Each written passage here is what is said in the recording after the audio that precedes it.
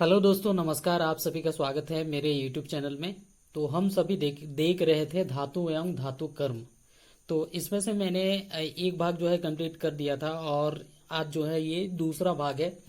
तो दूसरे भाग में मुख्य रूप से हम लोग पढ़ेंगे धातु कर्म से रिलेटेड जो भी है वो पढ़ेंगे। ये जो चैप्टर है मुख्य रूप से छत्तीसगढ़ पीएससी का सिविल सेवा परीक्षा, साथ ही साथ वन संरक्षक या वन क्षेत्रफल परीक्षा, ये दोनों के पाठ्यक्रम को पूरा करता है, कवर करता है। तो इस वीडियो को ध्यानपूर्वक समझिए और साथ ही साथ मेरा जो ब्लॉगिंग पेज है gkhindy.cg.in, यहाँ पर आप विजिट करेंगे तो वहाँ पर आपको इससे रिलेटेड क्वेश्चन मिलेगा, जिसको आप हल करिए तो आपका जो कॉन्सेप्ट है वो क्या हो जाएगा, क्लियर हो जाएगा। तो चलिए शुरू करते हैं। सबसे पहले तो सबसे यहाँ पर हम लोग देखेंगे धातुओं की प्राप्ति कैसे की जाती है, धातु हम कैसे प्राप्त करते हैं, हमें एक शुद्ध धातु किस तरीके से मिलता है, कैसे प्राप्त करते हैं। तो जो धातु जो पाई जाती है मुख्य रूप से, तो वो मुख्य रूप से यौगिक के रूप में मिलता है। उसमें धातु के साथ अन्य कई धातुएं या कुछ अशुद्धियां और मिला हुआ रहता है। कुछ ही धातु ऐसे हैं जो स्वतंत्र अवस्था में मिलता है, जैसे उदाहरण के तौर पर सोना है ना। सोना मुख्य रूप से वो स्वतंत्र अवस्था में मिलता है क्योंकि वो कम क्रियाशील धातु है। लेकिन बाकी अन्य जो जितनी भी धातुएं हैं वो किस अवस्था में पाई जाती हैं, यौगिक के रूप में पाई जाती हैं। इससे पहले थोड़ा सा हम लोग समझ लेते हैं खनिज, और खनिज क्या है और अयस्क क्या है, क्योंकि छत्तीसगढ़ पीएससी की मुख्य परीक्षा में ये पूछता है कि एक खनिज और अयस्क में अंतर क्या है ना, दोनों में अंतर क्या होता है। तो सबसे पहले आपको परिभाषा पता होना चाहिए कि खनिज क्या होता है और अयस्क क्या होता है। दोनों की जो परिभाषा है वो आपको क्लियर कट समझ में आना चाहिए। तो सबसे पहले बात करता हूं मैं खनिज। खनिज क्या है? पृथ्वी तल के अंदर वे पदार्थ जो संयुक्त अवस्था में यौगिक के रूप में पाए जाते हैं उसे हम क्या कहते हैं, खनिज। वे प्राकृतिक पदार्थ जो पृथ्वी तल में या भूगर्भ में संयुक्त अवस्था में यौगिक के रूप में पाए जाते हैं उसे हम क्या कहते हैं, खनिज कहते हैं। अब अयस्क क्या है? अयस्क भी एक प्रकार का खनिज है, लेकिन अयस्क में जो है धातु की मात्रा ज्यादा होता है और जिसकी मदद से हम धातु आसानी के साथ प्राप्त कर सकते हैं उसे हम क्या कहते हैं, अयस्क। दोनों में प्रमुख अंतर क्या है? खनिज में अक्रियाशील धातु या क्रियाशील धातुओं की संख्या या अशुद्धियों की मात्रा क्या होता है, ज्यादा होता है, जबकि अयस्क में अशुद्धियों की मात्रा क्या होता है, कम होता है। इसीलिए अयस्क से धातु प्राप्त करना बहुत आसान होता है, सरल होता है। तो ये आपको याद रखना है।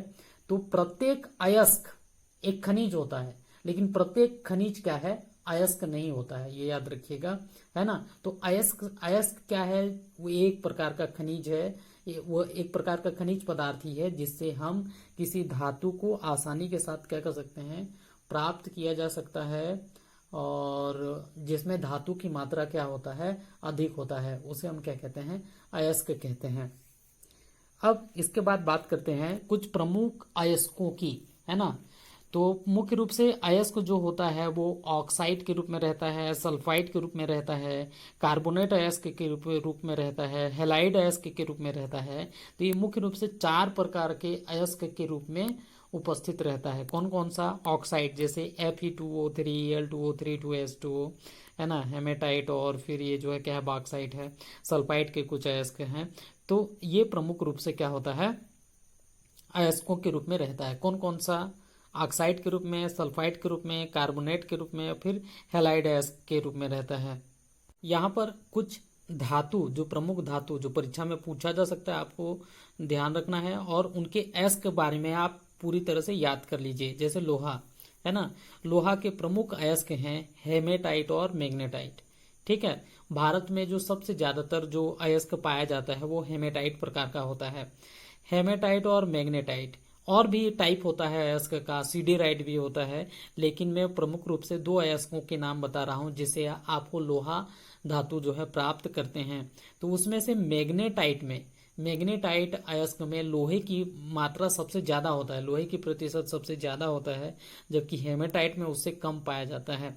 लेकिन आपको याद रखना है भारत में जो प्रमुख अयस्क है वो कौन सा है, हेमेटाइट है। तो लोहे के दो अयस्क हो गए, एक तो हेमेटाइट हो गया, दूसरा कौन सा हो गया, मैग्नेटाइट हो गया। अब बात करते हैं एल्यूमिनियम। एल्यूमिनियम के प्रमुख अयस्क कौन सा है, बॉक्साइट, ठीक है, Al2O3 2S2 याद रखना है, और दूसरा है कोरंडम, तो Al2O3। फिर उसके बाद कापर, कापर का प्रमुख अयस्क है कापर पायराइट CuFeS2, ये सल्फाइड के रूप में है, ये आपको याद रखना है। और जो टीन, टीन का प्रमुख अयस्क है कैसिटराइट SnO2। तो ये कुछ धातु के प्रमुख अयस्क हैं जो आपको याद रखना है। अब बात करते हैं धातु कर्म।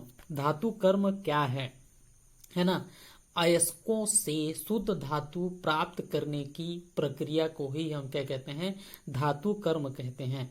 अयस्कों से किस तरह शुद्ध धातु प्राप्त करें, तो पूरी प्रक्रिया को ही हम क्या कहते हैं, धातु कर्म भी कहते हैं, धातु प्रक्रम भी कहते हैं, या धातु का निष्कर्षण भी।